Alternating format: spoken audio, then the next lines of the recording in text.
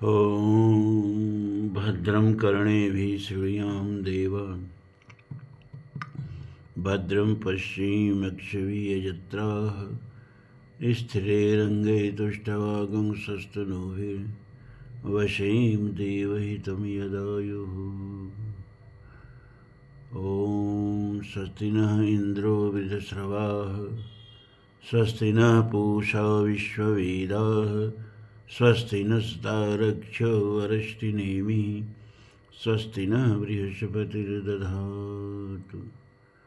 ॐ विश्वानदेव शवितुर्दुरतानि पराशुव यद्भद्रं तन्नयाशुव।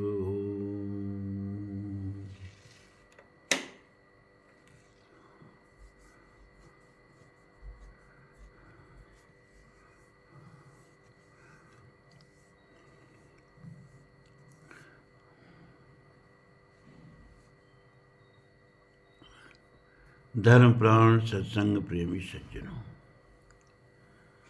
मुंडकोपनिषद चल रहा है ब्रह्म विद्या अंतर्गत। अब ये हम बताएं ना कि मुंडकोपनिषद में 3 मुंडक हैं, प्रथम मुंडक, द्वितीय मुंडक, तृतीय मुंडक, और प्रत्येक मुंडक में 2-2 खंड हैं। तो द्वितीय मुंडक का दूसरा खंड भी हो चुका है। अब ये तृतीय मुंडक का प्रथम खंड शुरू है और द्वितीय खंड जब इसका हो जाएगा तो ये मुंडकोपनिषद खत्म हो जाएगा। इसका तृतीय मुंडक के प्रथम खंड का पहला मंत्र, यह मंत्र ऋग्वेद में भी आया है। पहले मंडल के 164वें सूक्त का 20वां मंत्र है। अथर्ववेद में भी आया है। तो आप सोच सकते हैं कि यह मंत्र कितना महत्वपूर्ण है। द्वा सुपर्णा सयुजा सखाया समानं वृक्षं परिशस्व जाते तयोरन्यः पिप्पलं स्वाद अत्ति अनशनन्नयो अभिचाकशीत। एक रूपक के माध्यम से ऋषि अपनी बात समझा रहे हैं, है ना। जैसे एसो अश्वत्थ सनातन, गीता में पूरे विश्व को एक पीपल के वृक्ष से तुलना दी गई, वेदों में भी दी गई है। यहाँ शरीर को ही एक वृक्ष से तुलना दी गई है। एक वृक्ष का रूपक शरीर को दिया गया है और इस वृक्ष में 2 सुपर्ण, माने वैसे तो सुपर्ण गरुण को कहते हैं ना। कल सुनाए थे ना कि जब एक पंख वज्र से लगा, इंद्र का एक पंख गिर गया, तब से उनका नाम सुपर्ण पड़ गया।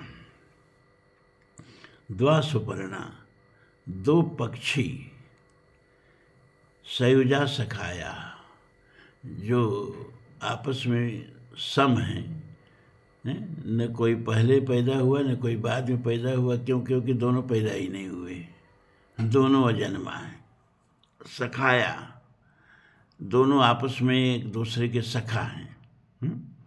जीव ईश सम सहज संघाती, तुलसीदास में कहा ना। समाने वृक्षम परिशस्व जाते, और इस शरीर रूपी समान वृक्ष में दोनों जो हैं निवास करते हैं। तयोर अन्य, उसमें से एक जो है पिप्पलम स्वादवत, पिप्पलम स्वाद अत्ति, उसमें से एक पक्षी जो है वही शरीर रूपी वृक्ष में लगने वाले सुख दुख हर्ष विषाद ज्ञान अज्ञान मिलन वियोग के फल को चखता है, खाता है। खट्टे मीठे फल को खाता है, अति माने खाता है। न अश्नन्नयो, लेकिन न माने नहीं, मतलब जो दूसरा पक्षी है न अश्नन, नहीं खाता है। अन्यो माने दूसरा पक्षी, अभिचाकशीत, इस पहले पक्षी को खाते हुए देखता रहता है। तो एक रूपक के माध्यम से ये बात समझाई गई है कि शरीर शरीर रूपी वृक्ष में दो सुपर्ण माने दो पक्षी निवास करते हैं। श्रुति कहती क्या है? श्रुति ये कहती है कि ब्रह्म और जीव, इसमें कोई बड़ा छोटा नहीं है और कोई विजातीय भी नहीं है, दोनों सजातीय हैं, इसीलिए दोनों को सुपर्ण कहा। ये हमारी ही संस्कृति है, ये हमारा ही दर्शन है जो जीव और ब्रह्म को बराबर का दर्जा देता है। दूसरे धर्मों में तो उसकी कल्पना भी नहीं की जा सकती है। और हमारे यहाँ अहम ब्रह्मास्मि, तुम ही ब्रह्म हो जी। उस ऊंचाई को तुमको छूना है, जिस ऊंचाई से नीचे फिसल गए हो, क्या ब्रह्म, तुम ही ब्रह्म हो। द्वा सुपर्णा सयुजा, सयुजा माने एक साथ, युज, युज माने जुड़ा होना। कभी जीव और ब्रह्म अलग अलग नहीं होते हैं, सयुजा एक साथ संयुक्त रहते हैं।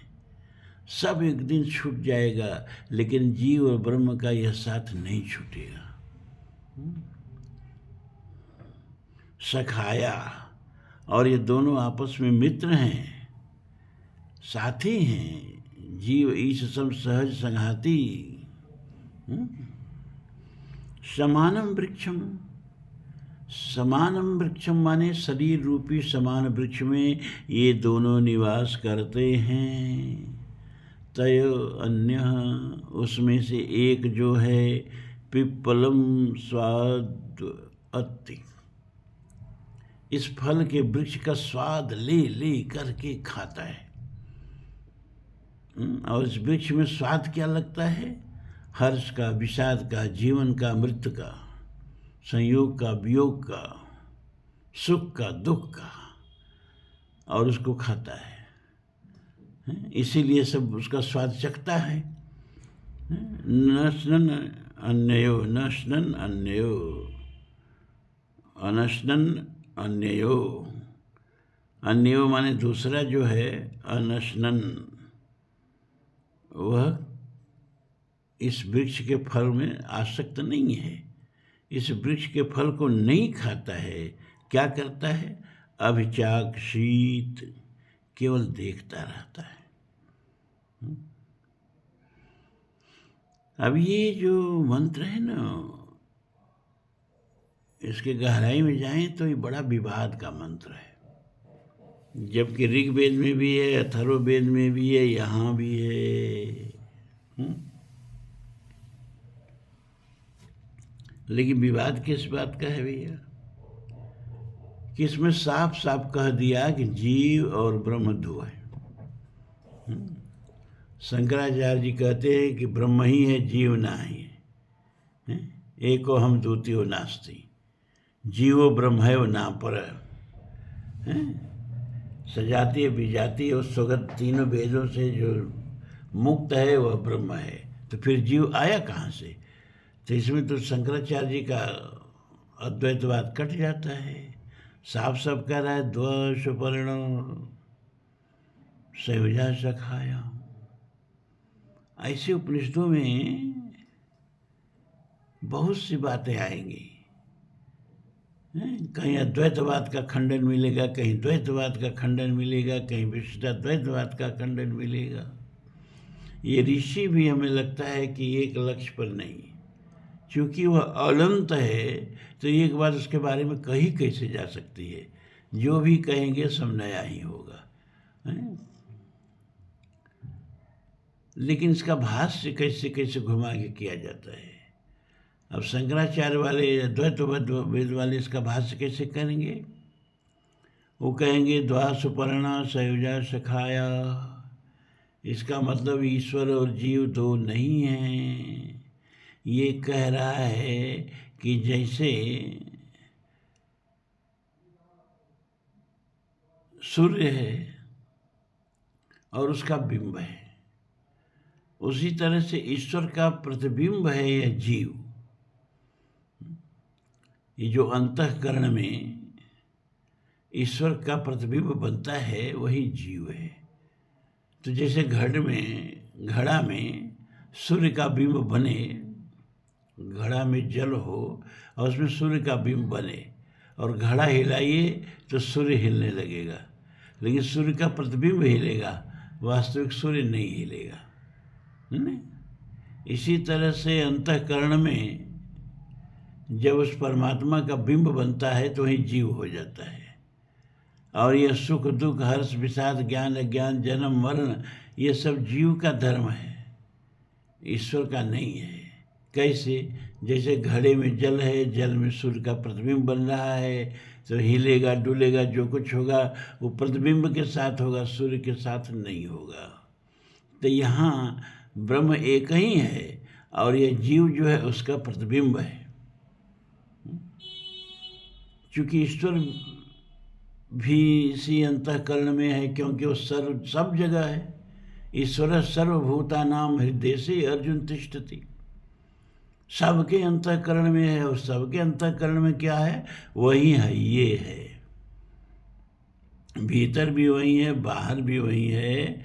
अभी आप लोगों ने जो ये मुंडकोपनिषद का कल एक मंत्र परसों बताए थे ना, ब्रह्म वेदमृतम, ब्रह्म वेदम अमृतम, पुरस्ताद ब्रह्म पश्चात ब्रह्म दक्षिणतश्चोत्तरेण अधोश्च ऊर्ध्वः च प्रसृतं ब्रह्म वेद विश्वमिदं वरिष्ठम्। ब्रह्म एव इदम अमृतम, अमृत स्वरूप ब्रह्म ही पुरस्ताद माने आगे भी है, पश्चात माने पीछे भी है, दक्षिणतः माने दाहिने भी है, और उत्तरेण माने बाएं भी है, अधश्च ऊर्ध्वम नीचे भी वही है, ऊपर भी वही है, चारों तरफ वही फैला हुआ है। कौन? वह वरिष्ठ ब्रह्म। तो अंतर है तो का बाहर नहीं है? अरे वही है, ये है। अंदर कहो, बाहर कहो, नीचे कहो, ऊपर कहो, दाएं कहो, बाएं कहो, सब ब्रह्म ही है। स्वर्ग नरक अपवर्ग समाना, जहाँ तहाँ देख धरी धनुबाना। उमा जे राम चरणरत विगत काम मद कोह, निज प्रभु में देखहि जगत कैसन करहि विरोध। तो अद्वैतवादी इस तरह से उसकी व्याख्या करेंगे कि एक तो ब्रह्म है और जो उसका अंतःकरण अवच्छिन्न प्रतिबिंब बन रहा है वही जीव है। तो प्रतिबिंब की कोई सत्ता नहीं होती है, केवल आभासिक होती है। उसी तरह जीव की भी सत्ता आभासिक है, और एक दिन जब अंतःकरण से मुक्त होता है, मन से, बुद्धि से और कर्मों के विपाक से अपने को मुक्त कर लेता है, तो ब्रह्म हो जाता है। जीव रहता ही नहीं है। जल में कुंभ, कुंभ में जल है, बाहर भीतर पानी, फूटा कुंभ जल जल ही समाना, यह तत्कथि ज्ञानी। थोड़ा विमर्श करना पड़ेगा भाई। अभी किस्सा नहीं है ना, तो थोड़ा सा इसमें बुद्धि लगानी पड़ेगी, लेकिन आप घबराएंगे नहीं। अरे उपनिषद खत्म होते होते आप ब्रह्म विद्या के एकदम मास्टर हो जाएंगे, हैं? फिर ब्रह्मसूत्र है, अरे बहुत कुछ है ना। कथा मैंने इसलिए शुरू किया क्योंकि कथा भी जाननी चाहिए। इससे हमारी संस्कृति बनती है, हमारा कल्चर बनता है, हमारा मन बनता है। और हमारी पूर्वज हजारों हजार वर्ष से इसी कथा को कहते सुनते आए हैं। इस कथा को कहने सुनने से हम हजारों वर्ष पहले के अपने अतीत से और अपने पूर्वजों की मानसिकता से जुड़ जाते हैं। जब हमको पढ़ने नहीं आता था ना, जो कुछ कथा हम आपको सुना रहे हैं ना, वो अपने नाना के गोद में वो बहुत बड़े रामायणी और बहुत सब 18 पुराण सबके जानकार थे। तो ये सब कथाएं हम पहले ही से सुन चुके थे, इसीलिए सोचा कि आपको भी सुना दें, है ना। हालांकि आज विज्ञान का युग है और बहुत सी कथाएं जो हैं वो वैज्ञानिक लगेंगी, आपको लगने दीजिए। सब कुछ विज्ञान ही नहीं होता है। विज्ञान ही नहीं माता बताता है हमें, पिता बताता है, भाई बताता है, हमारा कर्तव्य बताता है, हैं? ये सब विज्ञान ही नहीं बताता है। हमारा संस्कार बताता है और इन कथाओं से संस्कार बनता है। अब दूसरा मंत्र देखिए, ये दोनों मंत्र भी श्वेताश्वतर उपनिषद में भी आए हैं। समाने वृक्षे पुरुषो निमग्नो अनीशया शोचत मुह्यमानः जुष्टं सदा पश्यत्यन्यमीशमस्य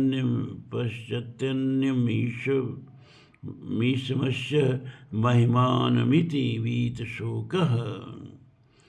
समाने वृक्षे, वहीं जो पहले मंत्र में शरीर रूपी वृक्ष की बात कही गई थी। पुरुषो निमग्नो, उसमें जो जीव है, जो ब्रह्म का प्रतिबिंब है, हम कभी आपको बताए रहे होंगे कि ब्रह्म का जब सतोगुणी प्रकृति में, शुद्ध सतोगुण प्रकृति में जब बिंब बनता है तो ईश्वर होता है, और जब अविद्या में रजोगुण तमोगुण मिश्रित प्रकृति में बिंब बनता है तो वही जीव होता है। तो ब्रह्म ही है, और ये ईश्वर और जीव दोनों भी उसके बिंब हैं, एकमात्र ब्रह्म ही है। समाने वृक्षे पुरुषो निमग्नो, ते जो अंतःकरणावच्छिन्न चेतन है, इसी को जीव कहते हैं। अंतःकरण माने मन बुद्धि चित्त अहंकार, अवच्छिन्न माने घिरा हुआ। मन बुद्धि चित्त अहंकार में जो चेतन फंस गया है और इसके तद्रूप हो गया है, इसी को अपना स्वरूप समझने लगा है, उसी चेतन को जीव कहते हैं। तो समान वृक्षे पुरुषो निमग्नो, उस समान वृक्ष पर जो एक जीव, एक पुरुष जो बैठा है जीव, वह इसके स्वाद में, इसके फल में निमग्न माने डूब गया है। अनीशया सोचत मुह्यमान, और अनईशया अबस है। ईश माने मालिक, स्वामी, और अनिशया माने जो अपना स्वामी खुद न हो, तो परवश है बेचारा। परवश जीव सबस भगवंता, जीव अनीक एक श्रीकंता। अनिशया सोचत, सुख दुख में पड़ा हुआ सोचता रहता है, और मुह्यमान मोहित होकर रहता है, अपने स्वरूप से वंचित होकर के रहता है। चेतन अमल सहज सुख राशि स्वरूप से वंचित होकर रहता है। जुष्टम यदा पश्यति अन्यमीशमस्य, जुष्टम यदा, और जब, यदा माने जब कभी, जुष्टम माने तो होता है झूठा, जुष्ट माने झूठा होता है, लेकिन यहाँ जुष्टम का मतलब होता है कि वह परमात्मा जो अन्य साधकों के द्वारा सेवित है, तो झूठा हो गया। उस अन्य साधकों के द्वारा सेवित परमात्मा को पश्चात देखता है, अपने से भिन्न ईशम माने परमात्मा को जब वो देखता है और उसकी महिमा का प्रत्यक्ष कर लेता है, उसकी महिमा को देख लेता है, तब बीत और शोक से रहित हो जाता है। तब बीत माने बीत जाना, बीत शोक माने शोक से सर्वथा रहित हो जाता है। फिर से इसको समझे। समान वृक्ष माने शरीर रूपी समान वृक्ष में एक जो जीव है, वह शरीर के फल में पूरी तरह से निमग्न हो गया है, डूब गया है, आसक्त हो गया है। और शरीर में दोनों तरह के फल लगते हैं, हर्ष विषाद लगते हैं, सुख दुख लगते हैं, हर तरह के फल लगते हैं। अनिशया, और परवश हो गया है, अपने सहज स्वामित्व स्वरूप को भूल गया है। सोचत मुह्यमान, और मोहित होकर के हमेशा शोक में पड़ा रहता है। जुष्टम यदा पश्यत अन्यमीशमस्य, और तब कभी, जब कभी अन्य साधकों के द्वारा, जुष्टम माने सेवित, ईश माने परमात्मा को और महिमान, उसकी महिमा को जान लेता है और परमात्मा का प्रत्यक्ष कर लेता है, तब क्या होता है? तब सारा सुख दुख से मुक्त हो जाता है। अब अगला देखिए, यदा पश्यते रुक्मवर्णं कर्तारमीशं पुरुषं ब्रह्मयोनिं तदा विद्वान् पुण्यपापे विधूय निरंजन परमं साम्यमुपैति। यदा पश्यते रुक्मवर्ण, यदा माने जब, पश्य माने यह दृष्टा जीवात्मा, ईशम माने सबके शासक, ब्रह्मयोनि माने ब्रह्मा के भी पैदा करने वाले, ब्रह्मा के भी जो कारण हैं, कर्तारम जो संपूर्ण जगत के रचयिता हैं, रुक्म वर्णम जो दिव्य प्रकाश स्वरूप हैं, पुरुषम उस पुरुष परमात्मा को पश्यते प्रत्यक्ष कर लेता है। परमात्मा को पुरुष भी कहा है, जीव को भी पुरुष कहा है।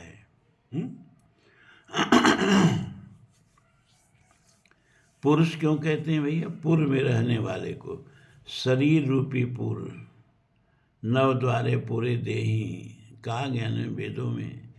ये नव द्वार वाला जो पूर्व है, इस पूर्व में जो रहता है उसको पुरुष कहते हैं। तो ब्रह्म भी इसमें रहता है, इसलिए उसको पुरुष कहते हैं। जीव भी इसमें रहता है, इसलिए उसको पुरुष कहते हैं।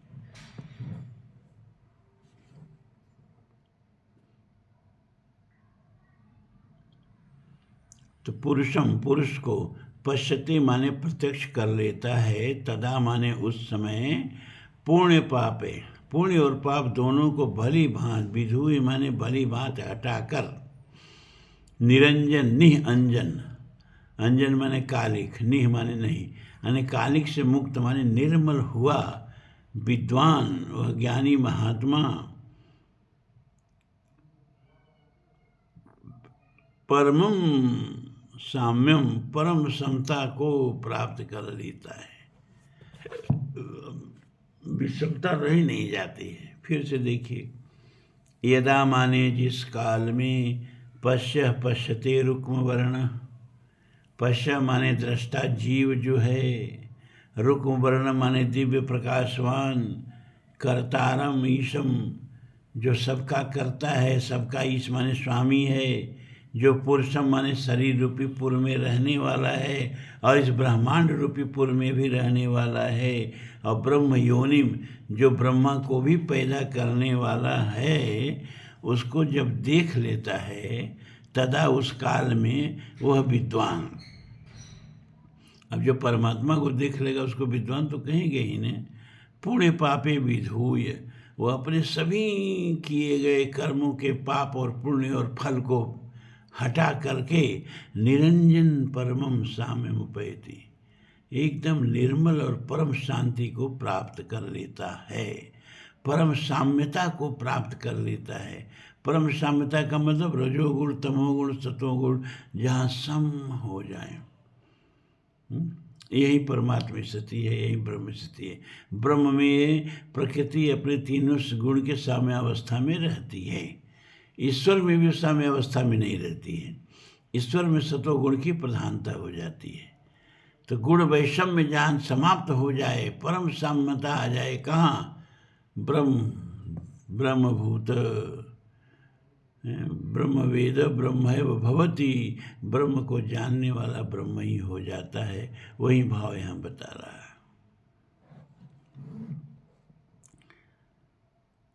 प्राणो हेष यह सर्वभूतैर्विभाति, बीजानन विद्वान भवते नातिवादी, आत्मक्रीड आत्मरति क्रियावानीश ब्रह्मविदाम वरिष्ठम। ऐसा माने यह, प्राणो ही ऐश, यह प्राण ही है। यह माने जो सर्वभूतैर विभाति, सभी प्राणियों के रूप में अपने को प्रकट कर रहा है। यहाँ सभी प्राणियों के भीतर पाए जाने वाले प्राण को समष्टिगत प्राण कह दिया। अरे ये हमारा प्राण और एक बैक्टीरिया के अंदर पाया जाने वाला प्राण, दोनों प्राण ही है, उसमें कोई अंतर नहीं है। अंतर कहाँ है? एक गरीब के घर में जाने वाली बिजली और एक अमीर के घर में आने वाली बिजली, बिजली में कोई अंतर नहीं है। अंतर कहाँ है? अंतर उपकरणों में है भैया, है ना। अब अमीर के घर में एसी होगा, अमीर के घर में तरह तरह के इक्विपमेंट होंगे सुखदाई, और गरीब घर में किसी से टिम टिम टिम टिम बल्ब जलता होगा।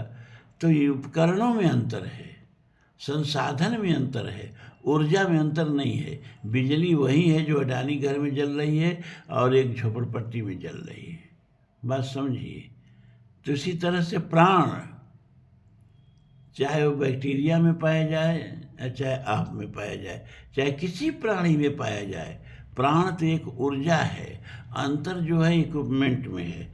अब हमारा शरीर और बैक्टीरिया का शरीर और मेढक का शरीर और पशु पक्षियों का शरीर, शरीर शरीर में अंतर है, लेकिन उस शरीर में संचरण करने वाले प्राण में कोई अंतर नहीं है। ये जो पंखा में हवा दे रही है बिजली, और ये जो फ्रिज में ठंडक दे रही है बिजली, एसी में जो ठंडक दे रही है बिजली, बल्ब में जो प्रकाश दे रही है बिजली, अंतर पंखा में है, फ्रीजर में है, एसी में है, बल्ब में है। बिजली में अंतर नहीं है, बिजली सब में एक ही है। इसी तरह से कितनी बड़ी बात कह रहा है, प्राणो ही एषः। इसलिए जब हम कभी किसी प्राणी का प्राण हरते हैं तो प्राण में अंतर नहीं है, अपने ही प्राण को हर रहे होते हैं। प्राण तो एक ही है, सारे ब्रह्मांड में जहाँ कहीं भी है प्राण दो नहीं है, प्राण एक ही है। बिजली एक ही है ना। चाहे वो अडानी घर में हो, अंबानी घर में हो, और चाहे गरीब के घर में हो, चाहे एक झोपड़ी जला के उसी में आदमी पड़ा हुआ है बल्ब लगा के, बिजली में कोई अंतर नहीं है। इसी तरह प्राण में कोई अंतर नहीं है, सब प्राणियों का प्राण एक ही है, इतना आप जान लीजिए। तो प्राणो ही एष, यह प्राण ही है जो सर्वभूते विभाति, सभी प्राणियों में प्रकाशित हो रहा है। बीजानन विद्वान भवते न अतिवादी, इस प्राण को जानने वाले जो विद्वान हैं वो अभिमान पूर्वक बढ़ चढ़ कर बातें नहीं करते, अतिवादी नहीं। क्योंकि वो देख रहे हैं कि सब प्राण का ही क्रिया है, और हमारा प्राण किसी के प्राण से अलग नहीं है। इसीलिए वो विनम्र हो जाते हैं, अतिवादी नहीं रहते हैं, मतलब बहुत बढ़ा चढ़ा के बकने वाले नहीं होते हैं। क्रियावान, भगवत प्रीत्यर्थ कर्म करते हैं, क्रियावान होते हैं। क्योंकि प्राण जहाँ रहेगा वहीं क्रिया होगी, अब प्राण नहीं रहेगा तो क्रिया नहीं होगी। तो क्रियावान और सबके आत्मरूप अंतर्यामी परमेश्वर में क्रीड़ा करते रहते हैं। आत्मरति, सबके आत्मा अंतर्यामी एवं ब्रह्मविदाम, ब्रह्मवेताओं में भी श्रेष्ठ होते हैं। फिर से समझिए इसको। प्राणो ही ऐसा, यह सर्वभूतैर्विभाति, यह प्राण ही है जो सभी प्राणियों के भीतर प्रकाशित हो रहा है। वो अलग अलग प्राण नहीं है, एक ही प्राण है। जैसे एक ही समुद्र का जल अपने भीतर रहने वाले असंख्य जीवों, धरती पर जितने प्राणी हैं उससे कई गुना प्राणी समुद्र में होते हैं, जल में, लेकिन सब प्राणियों के भीतर एक समुद्र का ही जल होता है। उसी तरह से जितने प्राणी हैं ब्रह्मांड में, सब में प्राण अलग अलग नहीं है, प्राण एक ही है। बीजानन, इसको जान करके जो इसको जानते हैं वो विनम्र हो जाते हैं, वो तत्ववेत्ता हो जाते हैं, वो बकवाद नहीं करते हैं। आत्मक्रीडा आत्मरते क्रियावान नेशः ब्रह्मविदाम वरिष्ठम। वो आत्मक्रीडा, आत्मरति, क्रीड़ा और रति में अंतर होता है। वो आत्मा के साथ ही क्रीड़ा करते हैं और आत्मा में ही रमण करते हैं। मतलब क्या?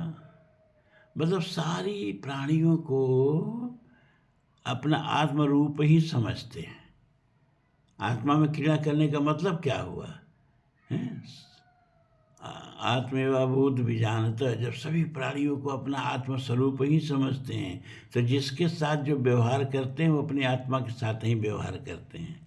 और जब कभी अंतर्मुख होते हैं, हमेशा बहिर्मुख तो होंगे नहीं। जब बहिर्मुख होंगे तो सभी प्राणियों को आत्मस्वरूप समझ करके यस्मिन् सर्वाणि भूतानि आत्मैव भूत विजानत तत्र को मोह को शोक एकत्वम् अनुपश्यति। सारे प्राणियों को अपना ही आत्मरूप समझ करके अपने आत्मा में ही क्रीड़ा करते हैं। क्रीड़ा का मतलब होता है जब बाह्य साधनों के साथ खिलवाड़ किया जाए तो उसको क्रीड़ा कहते हैं। और रति कहते हैं जब अंतर्मुख होकर के अपने में ही रमण किया जाए, आनंद लिया जाए तो उसको रति कहते हैं। तो आत्मक्रीड़ा फिर आत्मरति, सबको आत्मस्वरूप समझ के सबके साथ व्यवहार करते हुए अपने में भी आत्मरति, अपने आत्मा के साथ आनंद लेते हैं। क्रियावान एषः ब्रह्मविदाम वरिष्ठम। ये ब्रह्मविद माने ब्रह्म को जानने वाले श्रेष्ठ जन, क्रियावान माने हमेशा क्रियाशील रहते हैं। शास्त्र में है अलग, ईशावास्योपनिषद में कहा न, कुर्वन्नि वेह कर्माणि जिजीविषेच्छत् समा एवं तो नान्यतो अस्ति न कर्म लिप्यते नरे। कुर्वन्नेव, कर्म करते हुए 100 वर्ष जीने की इच्छा रखो, और जिस दिन शरीर कर्म न करने लायक रहे उस दिन शरीर को छोड़ दो।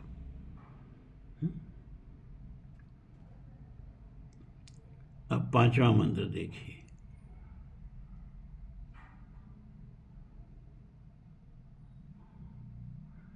सत्येन लभ्यस्तपसा हेषयात्मा सम्यक् ज्ञानेन ब्रह्मचर्येण नित्यम् अन्तः शरीरे ज्योतिर्मयो हि शुभ्रो यं पश्यन्ति यतयः क्षीणदोषा।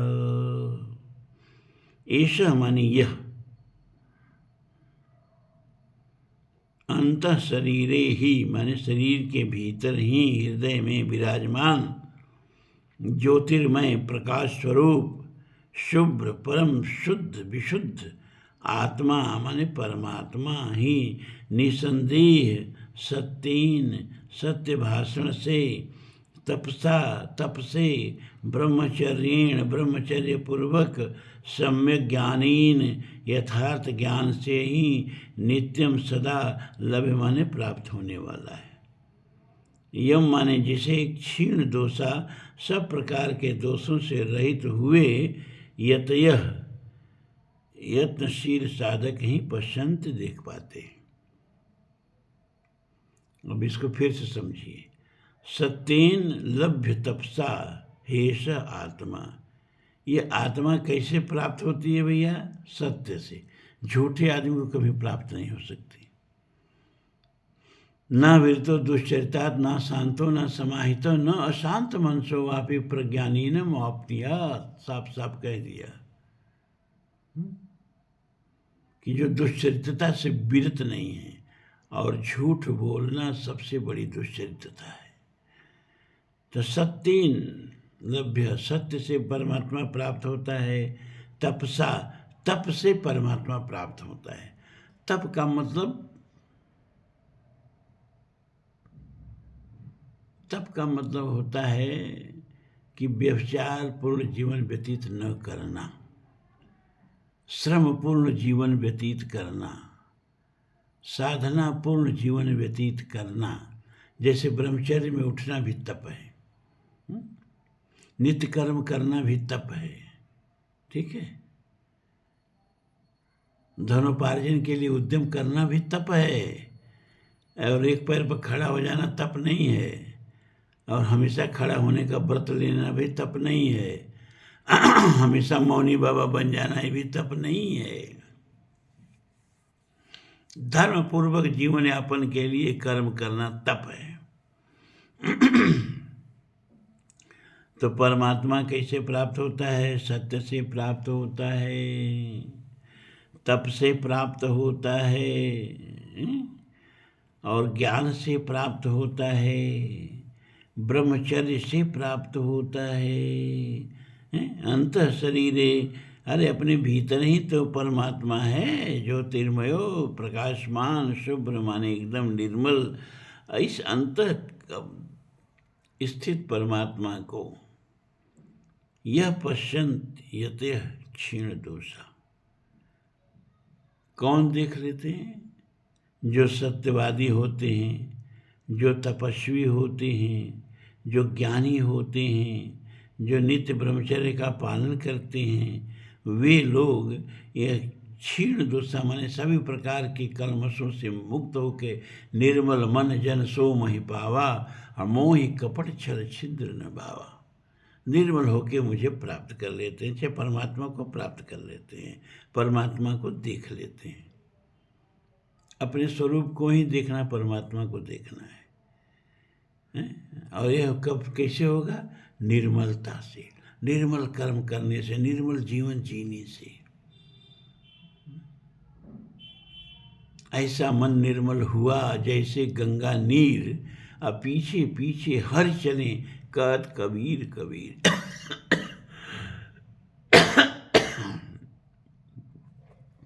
अब आज इतना ही।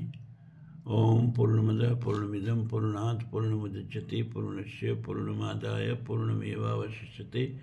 सर्वे भवन्तु सुखिनः, सर्वे सन्तु निरामयाः, सर्वे भद्राणि पश्यन्तु, मा कश्चित् दुःखभाग् भवेत्। असतो मा सद्गमय, तमसो मा ज्योतिर्गमय, मृत्योर्मा अमृतं गमय। ओम शांति शांति शांति ओम।